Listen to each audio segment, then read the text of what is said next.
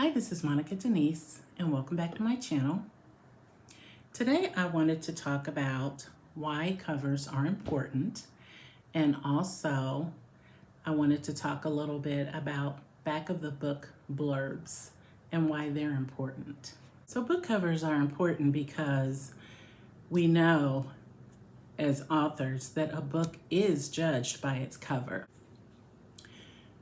And then covers are important because that's what gets the book to stand out. And another reason that they're important is because it causes your book to look professional. Why spend all this time and money on it if it's not going to look professional? Another important thing to consider is, does your book cover match your genre? So when I was preparing for this video, I did look at a number of different covers. The romance genre, I looked at the fantasy genre, and the science fiction genre. And I noticed that the romance always had like a very ripped looking muscular man on the cover, and he was, more times than not, holding a beautiful woman, embracing her very passionately, or they were in some type of intimate embrace. When I looked at the fantasy genre book covers, there seemed to be a lot of black. There seemed to be a lot of witchy looking characters with potions and lightning bolts and things like that. Then when I looked at the science fiction genre book covers, there seemed to be like a lot of angelic characters or characters that were unusual in some type of way. Maybe they were deformed, maybe they were, something that we had not heard of yet. So it was very scientific. So a back blurb will pull the readers into your story without giving too much information. So the back blurb is really a key part of marketing. And a lot of times that will be the deciding factor as to whether or not someone is interested in your book. So think about it. How many times have you picked out a book because of the back blurb or because of the outside cover? And I want to use this book as an example. Kindred by Octavia Butler. First of all, this is probably one of the best books I have ever read. I read it in 4 days. Once I started reading it, I spent every waking free minute I had trying to get through it. I literally could not put it down. I thought it was great. And actually, this book was recommended to me. I probably would have never found it because it was in the library on a shelf that was probably below the knee, and I was not looking for it. And someone, the librarian, recommended this to me. And actually, I had went there to the library looking for Margaret Atwood's book called The Handmaid's Tale, because right now I am currently taking her master class. So I thought, well, she's mentioned that a few times, so why don't I go read the book? Well, I have decided not to read The Handmaid's Tale, and I picked up this instead.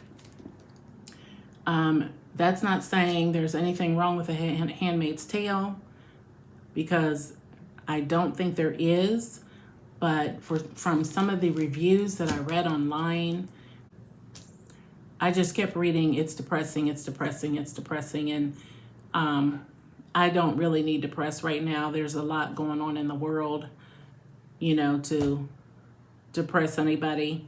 And I don't feel that I need to be taking that into my spirit.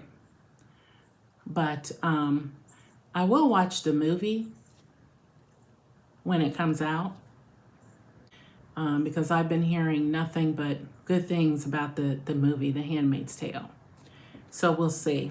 And then maybe I'll get interested enough to read the book again. But I will probably I'll probably pick another book of Margaret Atwood's, and I'll probably read that. But as far as Octavia Butler is concerned, this person, I have never heard of her until I picked up this book. She writes in the science fiction genre.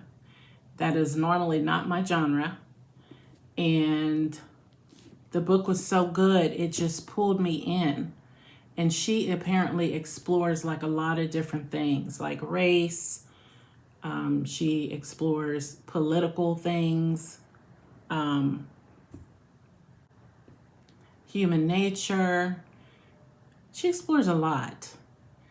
And so I became very interested in her books. So I'm currently trying to figure out which book I'm going to read next, because I'm definitely going to read another one of her books. It was so good. But anyways, getting back to the book blurbs in the back of the book. Oh, I said all that to say the back of this book was, it was written by somebody named Harlan Ellison, and it really didn't tell the story. It kind of told how good it was. So to me, it was like a testament to the way that they felt, to the way that Kindred made them feel, and to the way that the kind of writer Octavia Butler was. So that's the kind of book blurb this turned out to be, this one. And I have seen a lot of other ones like that. Like I picked up a book. I was trying to read, what's her name? N.K. Jemisin. So I tried to read The 100,000 Years, but then I didn't start with that one. I started with the other one. I can't remember what the name of it is, but and that one was like that. It was like a testament to her writing and how great she was, and they were just raving and going on and on about her, N.K. Jemisin, and it was, you know, and I really couldn't get past the first chapter. So for me, it was a miss, but that doesn't mean anything. So anyway, this is not really a book review. I just mentioned that.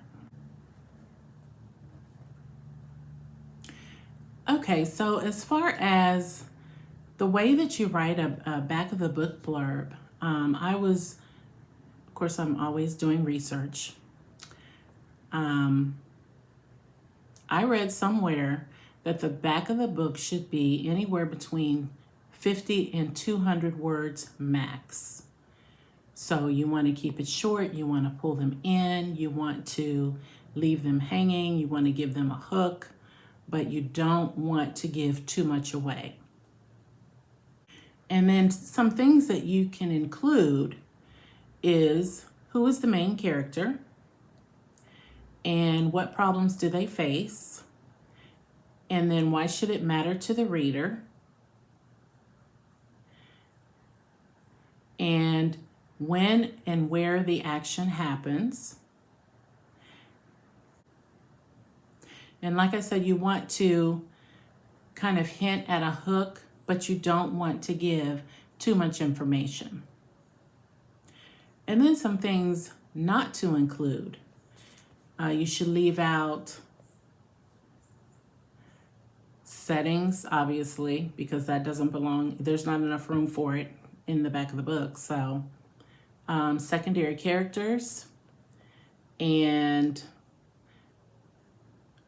so you want to drop hints but leave the outcome hanging, and you just want to give the reader something to look forward to, make them want to know more. And then I found a lot of people that did book covers. Obviously Fiverr.com is really one of my go-tos, and this one is called 99 Designs, and I think the price has gone up because as of today, the book covers are costing $269 to start, and then they go all the way up to like $800. And I don't remember it costing that much 2 years ago. So if anyone knows what's going on, did they raise their price? I thought it was $99 for that for some reason. But that was 2 years ago when I first heard of it.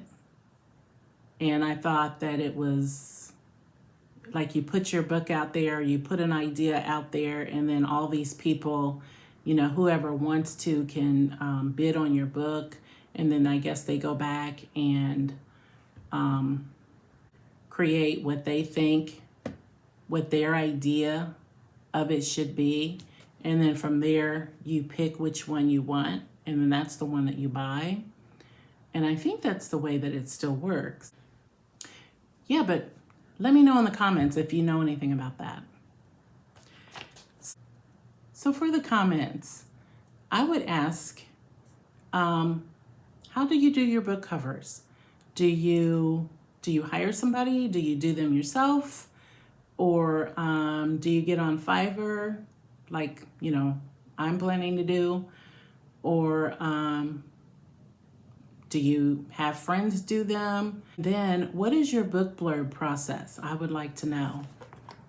Please make a comment if you so feel inclined, and subscribe if you would like to join our family.